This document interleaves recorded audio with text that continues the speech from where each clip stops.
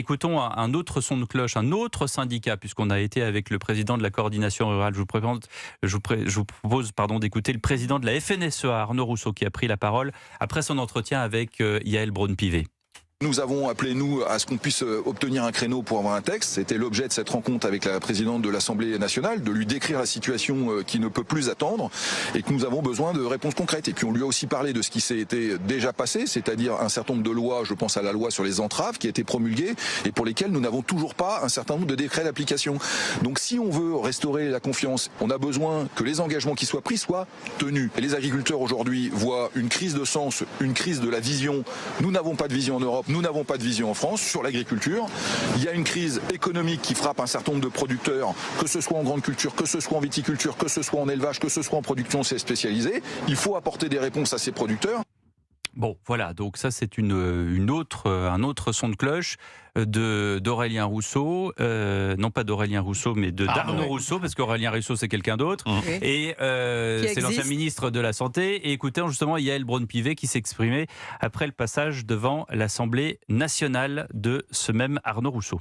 Ils sont en colère et donc c'est normal que cette colère s'exprime. Moi j'ai toujours autorisé les manifestations devant l'Assemblée nationale. C'est la maison du peuple. Les Français ont le droit de venir s'exprimer, d'exprimer leur colère devant l'Assemblée.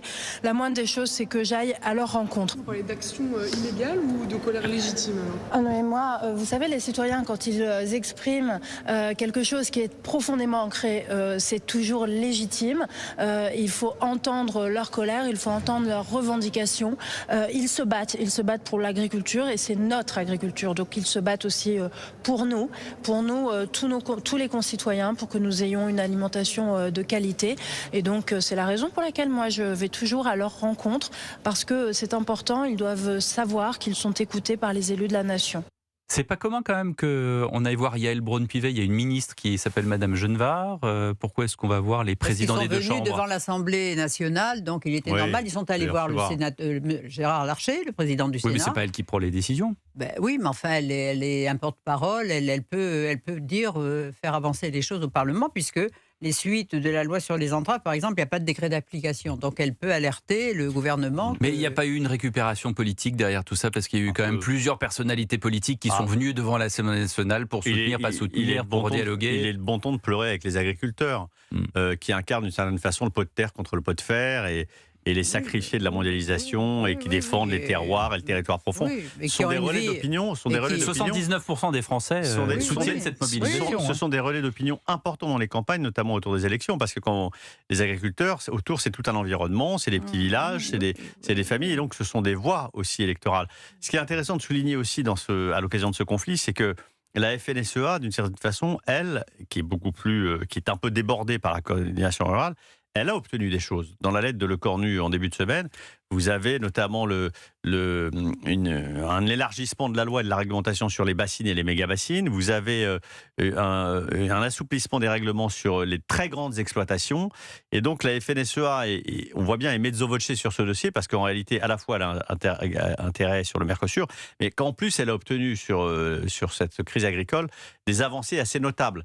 Donc ça montre aussi la fracture entre plusieurs agricultures. Et en réalité, l'agriculture du Sud-Ouest, qui sont des petits élevages, qui sont des petites unités ou qui sont des secteurs viticoles de premier prix, donc qui souffrent énormément de cette crise-là, sont eux dans une détresse qui n'est pas forcément révélatrice de l'ensemble du secteur agricole non plus. Et tous le disent, pour les aides à la PAC, il est très très très difficile de les obtenir et qu'il suffit d'avoir mal coché une case ou quelque chose pour leur dire vous n'y avez pas droit. Et donc il y a un tracassin administratif, même au niveau européen pour eux, et qui fait qu'eux, ils estiment qu'ils ne profitent pas de la PAC, beaucoup moins que les plus grands. Bien sûr. À quel point cette PAC est verrouillée ? Ce genre de manifestation ici en France, aujourd'hui, c'est pas la première fois. Est-ce qu'à un moment donné, est-ce qu'il peut y avoir un renoncement à la PAC, ou est-ce que Bruxelles est tellement verrouillée qu'on n'arrivera jamais à détricoter ? Renoncer à la PAC ne serait pas une bonne idée, parce que pour l'agriculture française, évidemment, ce serait des subsides en moins. Ce qui est mal foutu dans la PAC, parce que c'est quand même un système qui est absurde, c'est que c'est un système de subvention, si vous voulez, pérenne. C'est-à-dire que quelles que soient les récoltes ou quelle que soit les aléas climatiques, vous avez une espèce de voilà. Il faudrait inverser en fait le système. C'est-à-dire qu'il devrait y avoir un fonds européen qui soit fait pour venir en aide dans les moments de crise grave aux agriculteurs, mais le reste du temps, ils devraient être capables de fonctionner par eux-mêmes comme une filière économique qui fonctionne par elle-même avec probablement des prix qui soient davantage rémunérateurs. Il faut peut-être réguler les cours.